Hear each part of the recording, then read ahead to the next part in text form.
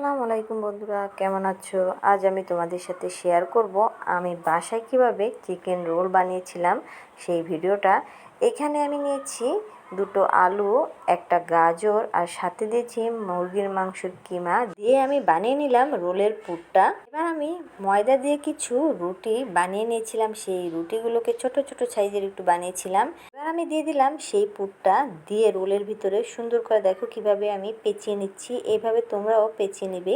দেখো আমার রোলের শেপটা কত সুন্দর হয়েছে। এভাবে তোমরাও বিকেলের নাস্তার জন্য রোল বানাতে পারো। এইভাবে রোল বানিয়ে কিছুদিনের জন্য ডিপ ফ্রিজে সংরক্ষণ করা যায়। এখান থেকে কিছু অংশ আমি ডিপ ফ্রিজে সংরক্ষণের জন্য রেখে দিলাম, আর বাকি অংশগুলোকে আমি ভাজার জন্য তোমাদেরকে দেখাবো।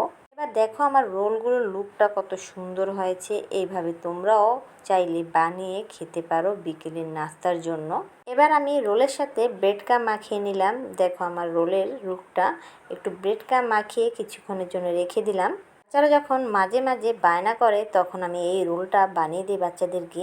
ওরা খুব পছন্দ করে খায়, তাই আমারও খুব ভালো লাগে এই রোলটা বানাতে। এবার আমি একটা ফ্রাই প্যানে তেল গরম করে নিয়েছিলাম, সেই তেলের ভিতরে আমি এক এক করে চিকেন রোলগুলো একটা একটা করে ছেড়ে দিচ্ছি। তখন আমার চিকেন রোলগুলো এক পিঠ লালচে হয়ে গিয়েছিল, তখন আমি আবারও অপর পিস উল্টে দিয়েছিলাম। দেখো আমার চিকেন রোলের কালারটা কীরকম হয়েছে। চিকেন রোলগুলোকে একটু মিডিয়াম আঁচে ভাজতে হবে, না হলে উপরের অংশটা পুড়ে যেতে পারে। এখন আমার চিকেন রোলগুলো ভাজা হয়ে গেছে, আমি একটা প্লেটে চিকেন রোলগুলোকে উঠিয়ে নিচ্ছি।